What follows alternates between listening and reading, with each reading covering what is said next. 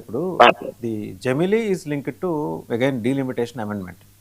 Delimitation amendment ప్రకారం పోయి దాన్ని డీలిమిటేషన్ కమిషన్కి గనక అప్పచెబితే బాధ్యత దక్షిణాది రాష్ట్రాలకి సీట్ల సంఖ్య కేరళకి ఒక 3-4 మళ్ళీ తగ్గిపోతాయి.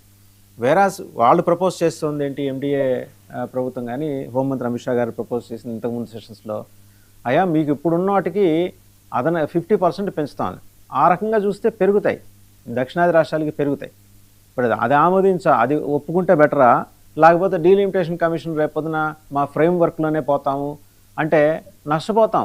తెలుగు రాష్ట్రాలు నష్టపోతాయి, ప్రత్యేకించి దక్షిణాది రాష్ట్రాలని నష్టపోయి ఉత్తరాది పెత్తనం మళ్ళీ నెత్తికెక్కి డ్యాన్స్ కడతారు. మనకు అబోవ్ వింజాస్ ఉన్న వాళ్ళనే ప్రధానమంత్రులుగా చూసే ప్రమాదం రాబోయే రోజుల్లో కూడా కనిపిస్తుంది. అది బెటర్ అంటారా? ఎందుకంటే ఈ ఆప్షన్ ఇచ్చినప్పుడు డీలిమిటేషన్ కమిషన్ దగ్గరికి వెళ్ళిపోయింది అనుకోండి, అది చేసింది కదా. ఇప్పుడు మేమేం చేస్తాం, మేము ఇంతకుముందు చేసిన ప్రపోజల్ మీరు ఒప్పుకుంటే పోయేది. కానీ నిజంగా ఒకవేళ ఈ 50% ప్రకారం యూపీకే వెళ్తే యూపీ జనాభా అప్పుడు ఎంత అంటే వాళ్ళు ఏ లెక్కన చేశారు, వాళ్ళు 6 కోట్ల లెక్కన చేశారు. ఇవాళ 24 కోట్లు, 4 times పెంచాలి. ఇప్పుడున్న 80ని 320 అవుతాయి అక్కడ. దాన్ని 120 దగ్గరే ఆపుతున్నారు వాళ్ళు. ఇది బెటరా? జస్ట్ అంటే I want you to educate the facts. Vasudev గారు, మీకు ఇందులో సింపుల్ లాజిక్ చెప్తా. ఈ డీలిమిటేషన్ కన్నా ముందు జనాభా లెక్క పెట్టమనండి, ఒళ్ళు దగ్గర పెట్టి ఎస్ఐఆర్ చేయమనండి. మీకు ఎస్ఐఆర్ ఒక చిన్న ఎగ్జాంపుల్ చెప్తాను. మీకు మన తెలంగాణ రాష్ట్రంలో భద్రాచలం లీస్ట్ నియోజకవర్గం, ఎందుకంటే 139,000 ఓట్లు. ఇవాళ మీరు సనత్ నగర్ చూసుకుంటే 139,000 ఓట్లకు వచ్చాయి. ఎన్ని ఓట్లు పోయే చూడండి. దగ్గర 47 లక్షల పైచిలకు ఓట్లు ఇక్కడ తొలగించబడిన తర్వాత జరిగిన శేర్లింగంపల్లి కానీ, లేకపోతే ఎల్బీ నగర్ కానీ, కుత్బుల్లాపూర్ కానీ, ఇలాంటివన్నీ మీరు తీసుకొని చూసుకోగలిగితే, ముందు ఖైరతాబాద్ ఒకసారి గ్యాప్ ఉంది కదా, పెద్ద నియోజకవర్గం ఉండి దాన్ని ఒక 5 నియోజకవర్గాల కింద చేశారు. అలా దేశవ్యాప్తంగా ముందు డీలిమిటేషన్ కన్నా ఇప్పుడు ఎస్ఐఆర్ ప్రాతిపదిక మీద నియోజకవర్గానికి 2.5 లక్షల మంది జనాభా ఉండేలాగా, అలాగే పార్లమెంట్ సెగ్మెంట్ కి 10 లక్షలు ఉండేలా చేసి ప్రతి రాష్ట్రానికి బేర్ మినిమం సీట్లు పెరిగేలా చూడమనండి ఫస్ట్. తర్వాత ఈ దిక్కుమాల డీలిమిటేషన్, బుద్ధిజ్ఞానం డెసిషన్లు తీసుకుంటున్న కేంద్ర ప్రభుత్వానికి ఇది నేను ఖచ్చితంగా ఒకే ఒక చేతావనిలో చెప్తున్నాను. ఎప్పుడో ఖైరతాబాద్ మీరు నేను పుట్టినప్పుడు జరిగిన డీలిమిటేషన్ అనుకోండి, లేదంటే నియోజకవర్గాల పెంపు అనుకోండి, లేదంటే దాంట్లో ఉన్న జనాభా ప్రాతిపదిక మీద ఎడదీయడం అనుకోండి. ఇప్పుడు ఎస్ఐఆర్ ప్రాతిపదిక మీద కూడా చాలా నియోజకవర్గాల్లో more than 10 lakhs ఉన్న పార్లమెంట్ సెగ్మెంట్స్ కనబడుతున్నాయి, అలాగే more than 2.5 lakhs ఉన్న అసెంబ్లీ సెగ్మెంట్స్ కనబడుతున్నాయి. వీటిని సాచురేట్ చేసి ఓ దగ్గర కన్సాలిడేట్ చేసి ఒక కనీసం ఒక్కొక్క రాష్ట్రానికి 5-10 పెరిగే కార్యక్రమం తెరలేపబడుతుంది. మీరు అన్నట్టు ఉత్తరప్రదేశ్ లాంటి దగ్గర వీళ్ళు తీసుకున్న 50% స్ట్రాటజీస్కి వెళ్తే ఖచ్చితంగా దక్షిణాది రాష్ట్రాలకి గ్యారంటీగా లాసు. ఇందాక పాపారావు గారు చెప్పినట్టు జిఎస్టీ స్లాబుల్లో మనం పేరు చేస్తున్న ట్యాక్స్ కనుక చూసుకోగలిగితే మన రూపాయికి 40 పైసలు 50 పైసల మధ్యలో 2 రాష్ట్రాలకి వస్తున్నాయి. ఈ నేపథ్యంలో మధ్యప్రదేశ్ కానీ, బీహార్ కానీ, ఉత్తరప్రదేశ్ కానీ, మీరు ఎటపక్క ఉత్తరాది రాష్ట్రాలు ఏవి తీసుకున్నా సరే more than 900 rupees 650 rupees extra తీసుకుంటున్నారు. సో ఇలాంటి దీని మీద రెండిటికి లింక్ చేస్తూ చేసుకునే దగ్గర ఈ డీలిమిటేషన్ తో ముడిపెట్టి ఇక్కడ జరుగుతున్న జమిలీ ఎలక్షన్స్ అంటే, ఈ రీసెంట్ గా సంవత్సరం క్రితం జరిగిన ఎలక్షన్స్ లో ఇంకా 100 రోజులు ప్రభుత్వం కానీ విజయ్కి నెక్స్ట్ ఇయర్ ఎలక్షన్స్ అన్నారు అనుకోండి, దేనికి ఎలక్షన్ పెట్టినట్టు. దాని బదులు ప్రొరగేట్ చేస్తూ ప్రెసిడెంట్ రూలో లేదంటే గవర్నర్ రూలో పెట్టి కొన్ని రాష్ట్రాలని నెంపదిగా అన్ని ఏకదాటి మీదకి వచ్చి more than 50% నుండి ఇలా చేసి అప్పుడు పెడితే జమిలీ ఎలక్షన్స్ కి ఒక అర్థం ఉంటది. కానీ వీడికి లేడికి లేచిందే ప్రయాణం అన్నట్టు ఇవాళ పెట్టేసి మొత్తం దేశవ్యాప్తంగా గుమ్మం కంటే, ఇప్పుడు ఉదాహరణకి రాజస్థాన్ లో చూడండి, పేరుకి మాత్రమే కాంగ్రెస్ గెలిచింది. ఆ గెహ్లాట్ లాంటి జడ్డోడు అక్కడ ఉండి పార్లమెంట్లన్నీ ఆర్తపల్లిలో పెట్టి బీజేపీకి అప్పచెప్పాడు. ఇలాంటి దౌర్భాగ్యం వచ్చింది అనుకోండి, వీళ్ళు చదువు సంజయ్ లేనాడు తలతోకలేని డిసిషన్లు తీసుకుని అడ్డమైన చట్టాలు చేసి మన నెత్తికి పెడితే ఏమవుతుంది చెప్పండి. అంచేత రాష్ట్రాలకు కొన్ని వీటో పవర్స్ ఉన్నాయి ఫెడరల్ సిస్టమ్ లో. రాష్ట్ర పరిరక్షణ అనేది జరగాలి.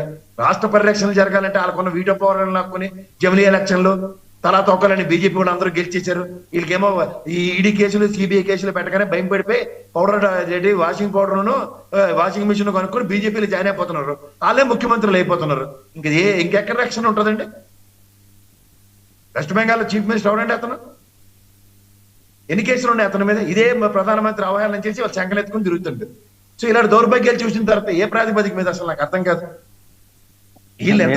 ఏంటంటే నేను అడుగుతున్నది ఏంటంటే దక్షిణాది రాష్ట్రాలకు ఇచ్చిన 50% ఆఫర్ ఇది యాక్సెప్ట్ చేస్తే మన సీట్లు పెరుగుతాయి. డీలిమిటేషన్ కమిషన్కి వదిలేస్తే కేరళలో ఉన్న 20-21 అంటే ఇంకో 3-2 తగ్గే ప్రమాదం ఉంది. అక్కడ 30 చేయబోతున్నారు వాళ్ళు ఇచ్చిన ఆఫర్. తమిళనాడు పెరుగుతున్నాయి, ఆంధ్ర పెరుగుతోంది, తెలంగాణ పెరుగుతోంది. ఇది వదులుకుంటే రేపు పొద్దున ఇంకా వాళ్ళ దాష్టికం పెరిగిపోతుంది కదా అంటాను నేను. సరే సరే, ఇప్పుడు ఖైరతాబాద్ నా 5 నియోజకవర్గాల కింద పెరిగింది. ఏడు ప్రపంచం తెరబడిపోయింది మనకి, తెలంగాణకు కానీ ఆంధ్రాకి కానీ ఆ రోజులు. మీరు చెప్పండి, ఒక డ్రాస్టిక్ డెవలప్మెంట్. అట్లీస్ట్ వాయిస్ పెరుగుతుంది కదా. అంటే అసలు మరీ మనం బేర్ మినిమం కూడా లేకుండా పార్లమెంట్ లో మనం ఏం పర్ఫామ్ చేస్తాం సార్, నాకు అర్థం కాదు. ఇప్పుడు మన ఉద్ధరించడానికి 16 మంది పోయారు శంభో శంకర అని, కాంగ్రెస్ నుంచి బీజేపీ నుంచి. ఒక్క మాట మాట్లాడుతున్నాడు అవడం చూసారా మీరు? ఇలాగే ఉంటుందని కాదు కదా, మాట్లాడతారేమో ఎప్పుడు చూద్దాం. మీకు నమ్మకం ఉందేమో, నాకు చచ్చిన నమ్మకం లేదు. వీళ్ళు ప్రజాస్వామ్య ద్రోహులు, వీళ్ళందరూ గెలిచిన వాళ్ళందరూ. ఎందుకంటే voice for the sake of state. ఇప్పుడు తమిళనాడు తరహా కనుక మీరు రాజకీయాలు చేసే నేపథ్యం ఉంటే, in the interest of state, అది డిఎం కావనండి, ఏడిఎం కావనండి, టీవీ కావనండి, వన్ సింగిల్ వాయిస్ ఉంటుంది. అలాంటిది మీరు ఏ రాష్ట్రంలో చూసారా? కర్ణాటక కొంత మేరకు వాళ్ళు కూడా చేసుకోగలుగుతున్నారు, తమిళనాడు. కానీ నేను చెప్తుంది కంపారిటివ్ తమిళనాడుతో మన ఆంధ్రప్రదేశ్ రాష్ట్రం కానీ తెలంగాణ కానీ, ఇంక్లూడింగ్ నేను మీరు చెప్పిన సోకాల్డ్ కర్ణాటక కానీ అడుగుతున్నా. రాష్ట్ర ప్రయోజన పరిరక్షణ కోసం ఏకతాటి మీదకి లేని ఈ పార్లమెంటేరియన్స్ మీరు ఏ పార్టీ పోకాలు పెట్టుకుని వెళ్ళినా ఎవరికొత్తరింపు అంటారు.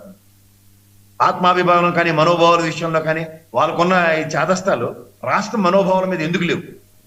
రాష్ట్ర సిస్టమ్స్ మీద ఎందుకు లేవు? ఇప్పుడు విభజించబడిన 2 రాష్ట్రాలు తీసుకుందాం, తెలుగు రాష్ట్రాలు రీసెంట్ డెవలప్మెంట్స్ లో. విభజన హామీలు ఆ రోజు ఉన్నాడు ఎవరికి తెలియదా? ఇప్పుడు ఉన్నాడు ఎవరికి తెలియదా? ఇప్పుడు ఎదమోలు వేసుకుని పోతున్న పార్లమెంటరీస్ ఎవరికి తెలియవా? భజనలు చేసుకుని చూస్తున్నారు కదా అక్కడ. ప్రతి రాష్ట్రానికి బేర్ మినిమం ఎన్ని ఎయిర్పోర్ట్లు కావాలి సార్? కేంద్ర ప్రభుత్వం విధి విధానాలు తెలియ వారికి. ఇవి ఏవి చేయకుండా, రాష్ట్రంలోకి నుంచి ఒక వాయిసే లేకుండా, ఇక్కడేమో కాంగ్రెస్ అని వివక్ష, బీఆర్ఎస్ వాడి మీద కేసులు పెట్టి బెదిరించి ఆ రోజు బీజేపీ సన్నిధానంలో చేర్చుకునేదాకా వాడి మీద వివక్ష. ఇంత డిస్క్రిమినేషన్స్ ఇక్కడ కొట్టొచ్చినట్టు కనబడుతుంటే బీజేపీ పరంగా, మీరు ఇంకా జమిలీ పెట్టి మొత్తం అందరినీ సర్వనాశనం చేసి ఎదమోకానికి 4-10 సీట్లు పెరుగుతాయి, 5 సీట్లు పెరుగుతాయని మనకేదో చిన్న చిన్న తాయిలాలు ఇస్తారా? ఇవి మనకు సాధారణంగా కళ్ళ ముందు కనబడుతున్నాయి కదా సార్. అసెంబ్లీ సెగ్మెంట్స్ పెరిగి కనబడ్డాయి మన రాష్ట్రంలో ఉన్నాయి. ఏం సాధించాం దానివల్ల? ఓ మల్కాజ్గిరి పార్లమెంట్ సెగ్మెంట్ లో ఎన్ని ఓట్లు ఉన్నాయి, ఎంతమంది చూస్తున్నారో తెలీదా? ఓ 2 పార్లమెంట్ సెగ్మెంట్లు చేయలేరు దాన్ని అని చెప్తాడు. పక్కన ఎలక్షన్ కమిషన్ 25 లక్షల మంది తగలడ్డారు దాంట్లోని. 10 లక్షలు బేర్ మినిమం పార్లమెంట్ అని తెలిసి 2 పార్లమెంట్ సెగ్మెంట్ చేయలేరు. దీనికి డీలిమిటేషన్, దీనికి నా వల్ల కాడు వసిన పర్వతం ఎక్స్క్యూజెస్ ఎందుకంటారు? మీరు ఇది గమనిస్తున్నారా? సో అంచేత చేయవలసిన పనులు సక్రమంగా ఎప్పటికప్పుడు చేసుకుంటూ వెళ్తూ, జనాభా లెక్కలు 2011 నుంచి ఈ రోజు దాకా ఎవరికి తీరికేలేదు. దానికి మధ్యలో ఎస్ఐఆర్ తీసుకొచ్చారు. ఇక్కడ పార్లమెంట్ డీలిమిటేషన్ పెట్టి వాళ్ళు జమిలీ ఎలక్షన్ డిస్కషన్స్ తీసుకొస్తున్నారు. ఏమన్నా సబు సందర్భం ఉందండి? మీరు ఎప్పుడు చేయాలి జమిలీ? What is your observation, what are your proposals? జమిలీ ముందు కాదండి, మన దేశంలో జమిలీ ఉన్న తర్వాతే దాంట్లో ఉన్న తలకాయ నొప్పులు భరించలేక తీసుకొచ్చి ఫెడరల్ సిస్టమ్ లో ఏ స్టేట్ కా స్టేట్ ఎలక్షన్స్ జరుగుతుంటే ఇది మళ్ళీ ఇన్ని వాస్తవాలు తెలిసిన కాంగ్రెస్ పార్టీ 4 సార్లు ఎందుకు ఈ ప్రపోజల్ తీసుకొచ్చింది? లోగడ ఇందిరాగాంధీ గారి దగ్గర నుంచి చూసుకుంటే అది యూపీఐ వచ్చేదాకా మనం లెక్క మాట్లాడుకుంటే ఎందుకు 4 సార్లు ఈ ప్రపోజల్ తీసుకొచ్చింది? 4 కాకపోతే 40 సార్లు తీసుకొస్తారు. దాన్ని అధికార మదం అంటారు. ఇదే కాంగ్రెస్ అలా 4 సార్లు తీసుకొచ్చిన వాళ్ళు ఇవాళ ఎందుకు వ్యతిరేకిస్తున్నారు? ఇది అర్థం కావట్లేదు జనాలు. 4 సార్లు తీసుకొచ్చి అవుట్కమ్ చెప్పండి. అవలేదు కదా, వీళ్ళు ఇంకో 40 సార్లు కానివ్వండి, అవుట్కమ్ చెప్తాం, అయినప్పుడు మాడదాం. వీళ్ళకి 22 రాష్ట్రాలు ఉన్నాయి, అప్పుడు కాంగ్రెస్ కి అన్ని రాష్ట్రాలే ఉండేవి. ఇప్పుడు ఈ మధ్యన ఓవర్ యాక్షన్ బ్యాచ్ స్టార్ట్ అయింది. కానీ బీజేపీ అంత మునుపు అసలు వీళ్ళ ముఖానికి దిక్కు దేవానే కూడా ఉండేది కదా. కబలించుకునే రాజకీయ నేపథ్యాలకు అలవర్చుకున్న కాంగ్రెస్ బీజేపీలకి వీళ్ళేం అతీత శక్తులు కాదు. ఈ డెమోక్రసీ సిస్టమ్ లో ప్రజలే అంతిమ న్యాయ నిర్ణేతలు. ఇవన్నీ తీవ్రంగా గమనిస్తూ అన్నిసార్లు అంత వీటో పౌరున్న కాంగ్రెస్ కే దిక్కు దివానా లేకుండా చేశారు. ఇప్పుడున్న బీజేపీ ఎక్కడో సార్, అప్పుడు వాళ్ళకే ఎందుకు సాధ్యపడలేదు కాంగ్రెస్ వాళ్ళకి? అని చెప్పా ఎక్స్పెక్టేషన్స్ ని వాళ్ళకి అనుగుణంగా మలుచుకుందాం అని చెప్పుకుని ఎలా కాకుంటే అలా కాకుండా whims and fancies of prime minister, లేదంటే whims and fancies of some set of bhajan towards BJP ఉన్న వాళ్ళతో అయిపోతున్న భ్రమంలో ఉంటే అది చాలా తప్పని చెప్తాను. రైట్. మనతో పాటు రవీంద్ర గారు, సీనియర్ జర్నలిస్ట్ రవీంద్ర బొప్పూర్, వారు కూడా జాయిన్ అయ్యారు. రవీంద్ర గారు నమస్తే అండి. రవీంద్ర గారు వినిపిస్తుందా? రవీంద్ర గారు మీరు మ్యూట్లో ఉన్నట్టున్నారు, అన్మ్యూట్ చేసుకోండి. చేశానండి. రవీంద్ర గారు, అదే ఈ జమిలీ elections, one nation one election అనే సారీ నేను లేట్ గా జాయిన్ అయిన ఒక టెక్నికల్ ప్రాబ్లం వల్ల. ఓకే, నో ఇష్యూ అండి. సో ఏంటంటే ఇప్పుడు 22 రాష్ట్రాలు యూనియన్ టెరిటరీస్ పోతున్నాయండి, పోవాలని నిర్ణయించుకుంటున్నాయి. ఒక అబ్జర్వేషన్ ఇది. ఒక 4 రాష్ట్రాలు ఎదురు తిరుగుతాయి గ్యారంటీగా, కాంగ్రెస్ పాలిత రాష్ట్రాలు, లేకపోతే ఇండి కూటమి అంటారా, అబ్లిక్ యూపీఏ కూటమి అంటారా. వాళ్ళు అయితే తెలంగాణ, కర్ణాటక,